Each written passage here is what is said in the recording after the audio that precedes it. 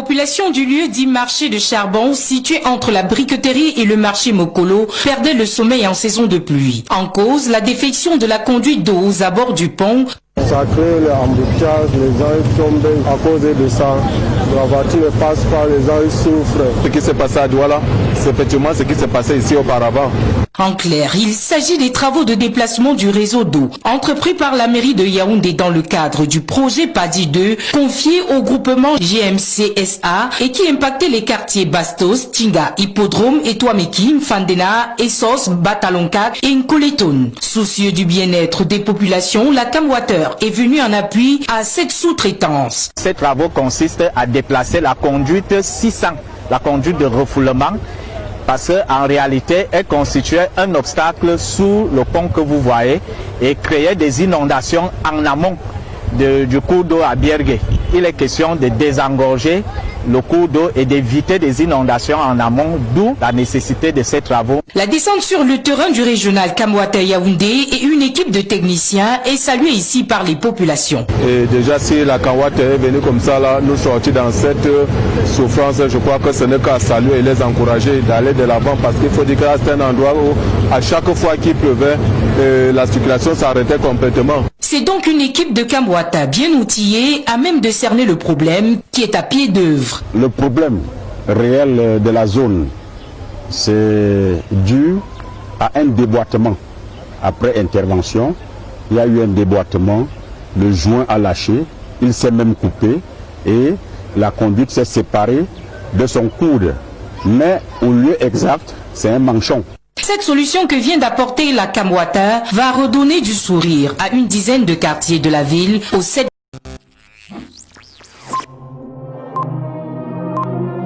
Et je vous le disais en titre, les autorités administratives de la ville de Koumba dans le sud-ouest sanctionnent les commerçants qui ont respecté le mot d'ordre des séparatistes imposant la fermeture des commerces. Ces commerçants ont engagé des marches de contestation pour dénoncer cette décision des autorités administratives. On voit tout cela dans ce reportage de Emos Fongo et Eric Fopoussi. Comme pour se faire entendre, ces femmes commerçantes crient à gorge déployée.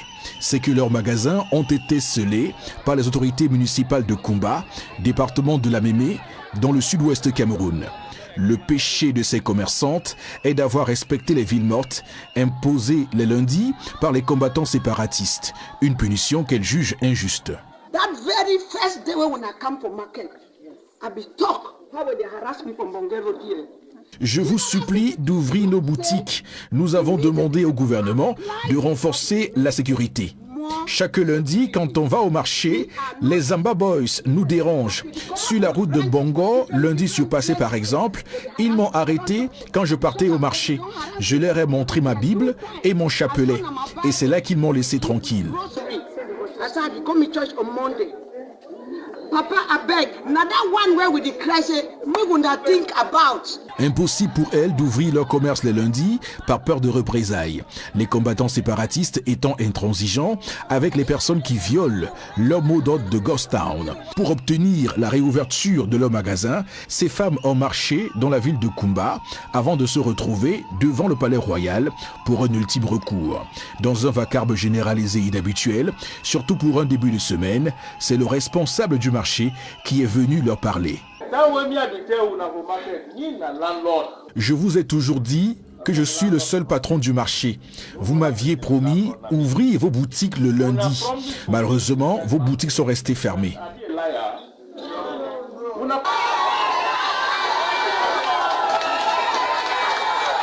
Après plusieurs tractations, les scellés ont été enlevés sur les boutiques. Mais pour combien de temps ? Puisque les mêmes causes pourraient produire les mêmes effets, dans un contexte où la crise anglophone reste préoccupante. Il n'aura fallu que quelques heures aux partisans de Laurent Gbagbo pour réagir.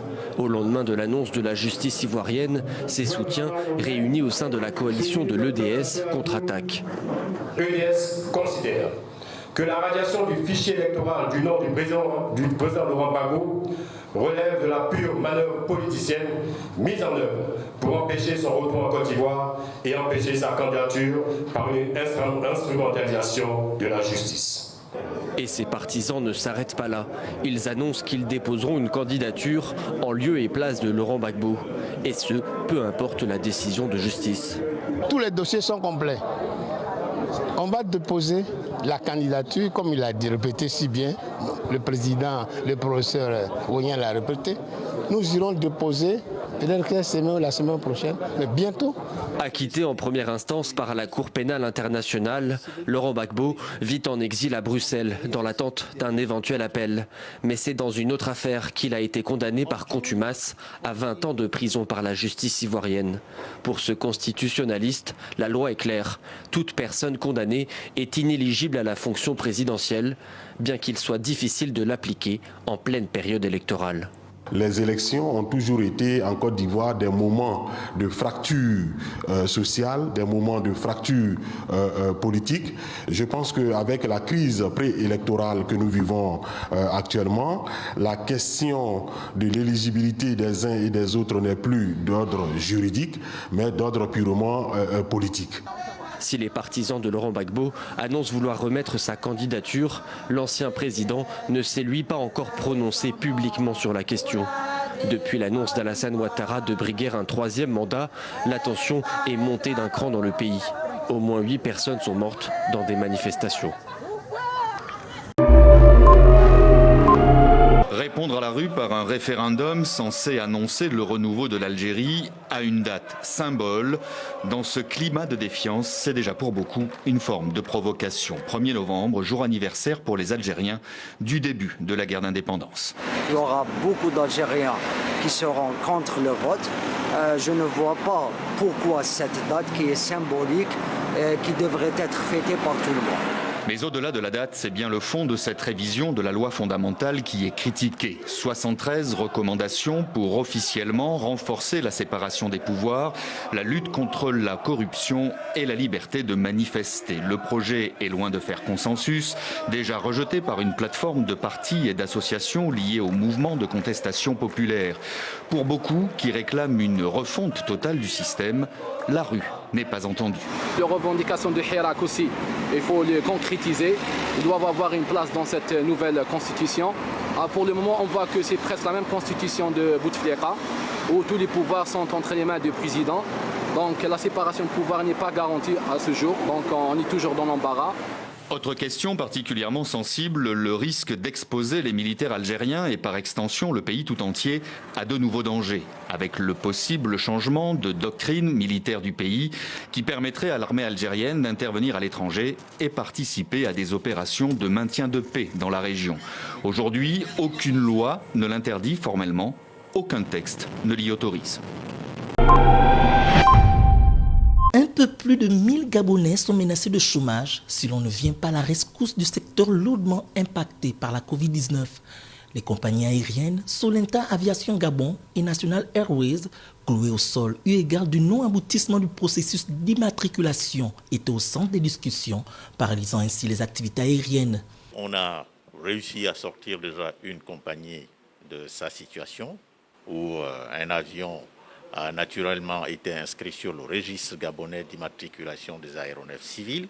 Pour l'autre compagnie, évidemment, on est encore en négociation avec leurs partenaires pour voir dans quelle mesure on va essayer d'alléger les processus, la procédure d'immatriculation, afin que l'on arrive évidemment à cette solution heureuse qui permettrait aussi de pouvoir voir la deuxième compagnie dans le ciel gabonais. Alors que le secteur aérien est au bord du gouffre, l'Autorité nationale de l'aviation civile, les opérateurs du secteur et le ministère de tutelle entendent travailler en synergie dans l'intérêt de la préservation de la cohésion sociale, des emplois et du développement du secteur. Nous avons demandé à Monsieur le ministre de prendre des décisions assez rapidement parce que le secteur, l'unité de mesure en termes de coûts dans le domaine aéronautique est très très élevé. Plus le temps passe et plus on se précipite vers la fermeture des entreprises avec derrière la perte d'emplois directs de près de 1000 Gabonais. Près de 1000 Gabonais. C'est le cas actuel et ça, c'est inacceptable. Dans l'optique de relancer l'activité économique dans le dit secteur, le gouvernement a autorisé l'augmentation de la fréquence des vols de transport des passagers à compter du 1er septembre prochain.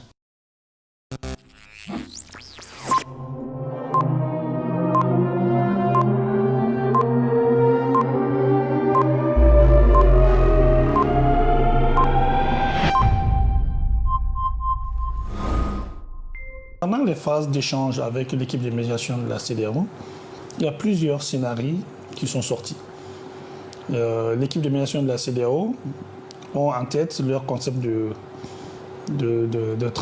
transition conformément à leur protocole, où ils parlent qu'il faut que le président soit un civil, il faut qu'il y ait un premier ministre, le gouvernement, et la durée de la transition, c'est entre 6 et 9 mois, qui dépasse rarement 1 an. On a échangé avec eux. On a dit, bon, nous, le cas malien est différent. Il y a les problèmes qui sont énormes. Il faut que la transition soit mise à profit pour au moins prendre en partie, une grande partie du problème et commencer sur de nouvelles bases. Et que ce n'est pas forcément que ça puisse se faire en 1 an. Donc, dans les discussions, nous avons suggéré, dans la mesure où l'ancien président Keïta était là pour 5 ans, qu'il a fait 2 ans avant sa démission et que les 3 ans de son mandat restant pourraient être mis à contribution pour mettre en place la transition. C'était juste une idée, une proposition, et des échanges comme ça. Après, quand on s'est retrouvés, ils ont dit notre proposition d'hier de 3 ans, c'est non. On dit bon, on peut revoir peut-être en 2 ans, mais de toute façon, la décision finale, ça va se faire entre Maliens. 6 863 000 francs CFA, c'est le montant alloué à chaque club de football de première et deuxième division au Gabon.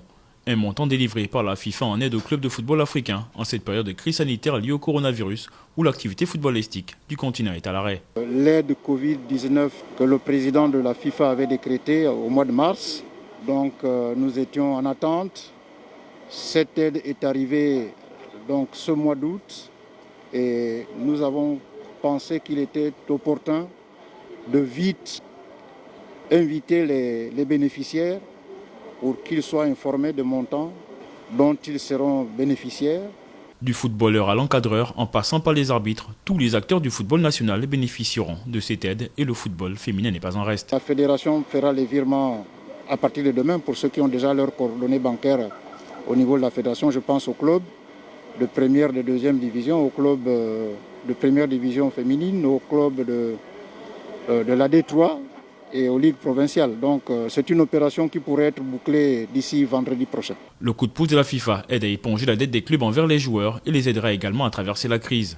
Une aide de bon augure pour les bénéficiaires. Nous ne pouvons que dire merci à la FIFA à travers la Fédération gabonaise de football qui a bien voulu penser au monde sportif gabonais. Nous estimons que la fédération a effectué un excellent boulot dans la mesure où elle a pensé à toutes les entités, à toutes les associations. Consacrer 125 millions à la dette des joueurs sur les 795 millions qui sont dus est un effort particulièrement important.